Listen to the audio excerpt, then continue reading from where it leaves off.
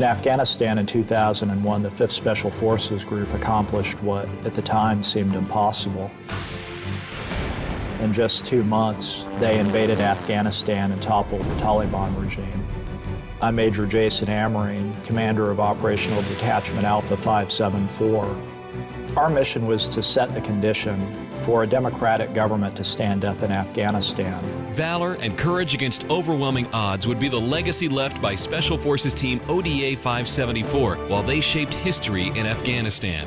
After the mission, the team's commander, Captain Jason Amerine, would return to the U.S. Military Academy, where his own historical journey began. After serving in Afghanistan, I was asked to come back to West Point to teach. It's a privilege to talk to you this afternoon. I'm going to talk to you a little bit about one part of the invasion of Afghanistan under Operation Enduring Freedom. There's something very magical about West Point. You're walking the same halls that generals like MacArthur and Eisenhower and Patton, all these men who made up our history. That history of an upstart nation founded on freedom and independence is alive in the gray stone edifices of the Academy at West Point and speaks softly to those of the long gray line who would come before an eager young cadet from Hawaii. It didn't take long for the Taliban to consolidate control of the country. West Point aims to create the total person. They challenge you academically, they challenge you militarily, they challenge you physically. You'll do things that you might otherwise not want to do. You learn about yourself as an individual and you learn about yourself as a leader. A legacy of military service in young Jason Amerine's family inspired him to join high school ROTC as a sophomore and the Army Reserve as a junior. From the time I was 14, I wanted to see the world and I wanted to do it as a Special Forces officer. West Point for me was the next adventure. I wanted to be under that kind of pressure. I wasn't certain I'd get through the 4 years, but I was quite sure I was going to enjoy trying. The rigorous study and hard work at West Point would pay off. Dismissed! From West Point, First Lieutenant Jason Amerine would serve in Panama and Korea, but he would never lose sight of his dream. After being promoted to captain, Amerine qualified for and passed the grueling Special Forces Assessment Selection. He would earn the right to wear the Green Beret and the Special Forces tab. In November of 2001, Captain Amerine's leadership skills and knowledge would be put to the test when he was ordered to infiltrate his 12-man Special Forces team into southern Afghanistan on a critical mission early in the War on Terror. My team's mission was to link up with a man named Hamid Karzai, who at the time none of us knew anything about. Karzai said that if you want to topple the Taliban, you want to take a town called Tarankot. It would demoralize the Taliban and they'd lose all credibility within the Pashtun tribal belt. The citizens of Tarankot had spontaneously risen up against their Taliban mayor and taken control of the town. Karzai, with only 30 men, and Amerine with 12, knew that the Taliban would try to retake Tarankot. So we rode out to the edge of town and we set up on just this beautiful position. Ridge line with a giant open valley. I mean, it just didn't get better than that.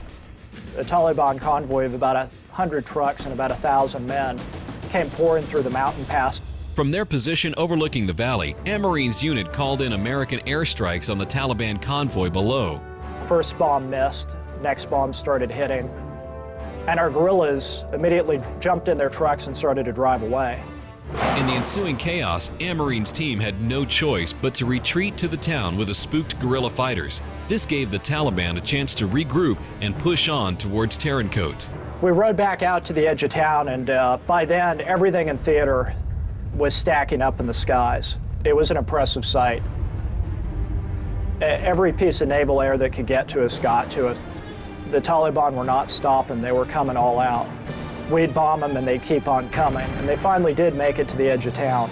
As we're struggling to figure out what to do next as the Taliban are getting close, we look over and all around us, we're the key to success.